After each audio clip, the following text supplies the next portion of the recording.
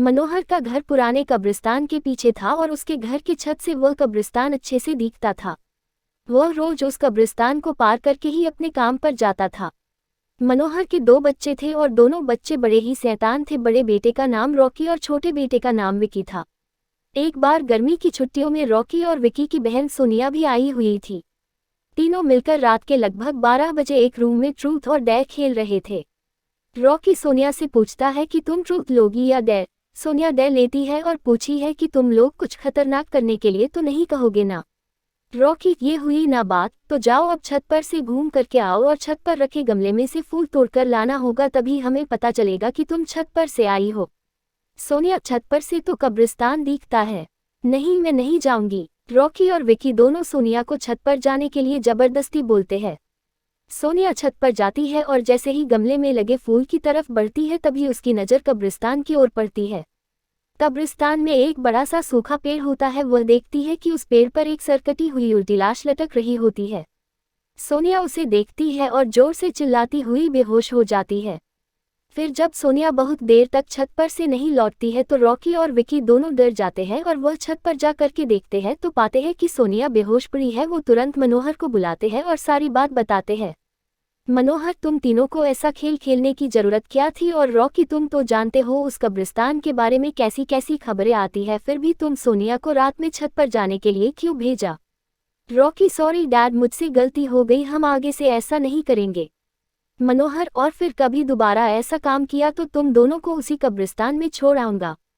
अच्छा सोनिया बेटी, ये बताओ तुमने वहां ऐसा क्या देख लिया था कि तुम वही बेहोश हो गई? सोनिया सहमी हुई हालत में मनोहर को सारी बात बताती है कि उसने क्या देखा। मनोहर ने उस कब्रिस्तान के बारे में ऐसी खबरें पहले भी सुनी हुई थी, इसलिए वह सोनिया को डांटता नहीं है और बच्चों को संभाल कर रहने की सलाह देता है। एक दिन मनोहर को काम से छुट्टी मिलने में देर हो जाती है और उस दिन उसे ऑटो भी नहीं मिलता है। वह पैदल ही घर की ओर चल पड़ता है। इधर विकी और रॉकी दोनों आपस में बात करते हैं। रॉकी, विकी, तुम्हें क्या लगता है सोनिया ने जो कहा वो सच है? मुझे तो लगता है कि वो सिर्फ बातें बना रही है, वो उसका भ्रम होगा। विकी, अरे नहीं भाई, तुमने उसकी हालत देखी नहीं, एक दिन भी और यहाँ रुकने को तैयार नहीं हुई। मुझे लगता है कि उसने सच में कुछ देखा होगा। रॉकी, चलो हम कब्रिस्तान में जाकर खुद ही देख लेते हैं। विकी, अरे भाई, तुम पागल तो नहीं हो गए हो? मुझे अपनी जान बहुत प्यारी है, मैं कहीं नहीं जाऊंगा और तुम भी मत जाओ। विकी के मना करने के बावजूद रॉकी नहीं मानता है और वह अकेले ही कब्रिस्तान की ओर चल देता है। कब्रिस्तान का दरवाजा खोलता है और अंदर चला जाता है।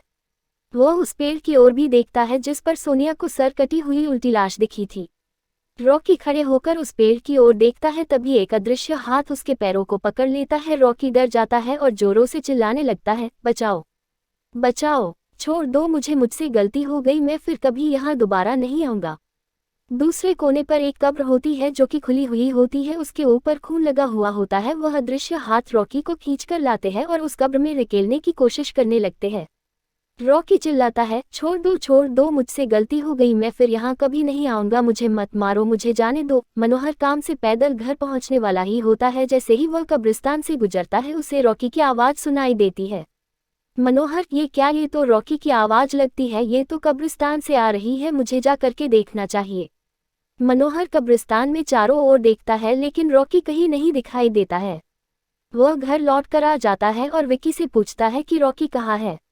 विकी, पापा, मेरे बार बार मना करने के बावजूद भी रॉकी कब्रिस्तान में चला गया। वो जानना चाहता था कि सोनिया जो कह रही थी वो सच है या नहीं। मनोहर, हमारे पास समय बिल्कुल भी नहीं है, जाओ घर के मंदिर में शंख में जो जल रखा है वो जल्दी से लेकर आओ, हमें रॉकी को खोजने कब्रिस्तान जाना पड़ेगा। विकी वो जल लेकर आता है। मनोहर और विकी कब्रिस्तान में जाते हैं। मनोहर जल छिड़कता है, फिर उसे किसी के घसीटने का निशान दिखाई देता है। वह समझ जाता है और फिर उस निशान का पीछा करते हुए उस कब्र तक पहुंच जाता है। मनोहर कब्र के आसपास वो जल छिड़कता है, तब से अजीब अजीब सी आवाजें आती है। विकी बहुत डर जाता है। मनोहर, मुझे लगता है कि श्रापित प्रेत आत्माओं ने रॉकी को इस कब्र के अंदर कैद कर लिया है, हमें जल्द ही इसे निकलना होगा। तुम ये पवित्र जल आसपास छिड़कते रहो, इससे हमें वो प्रेत आत्माएं कोई नुकसान नहीं पहुंचा पाएंगी। मैं कब्र को खोलने की कोशिश करता हूँ। मनोहर उस कब्र को खोलने की बहुत कोशिश करता है। अंत में वह कब्र खुल जाती है। उसके अंदर रॉकी लगभग बेहोश पड़ा होता है। मनोहर रॉकी को लेकर हॉस्पिटल जाता है, उसकी हालत बहुत गंभीर होती है। उस दिन के बाद मनोहर उस घर को छोड़कर शहर से दूर एक दूसरे घर में अपने पूरे परिवार के साथ रहने चला जाता है।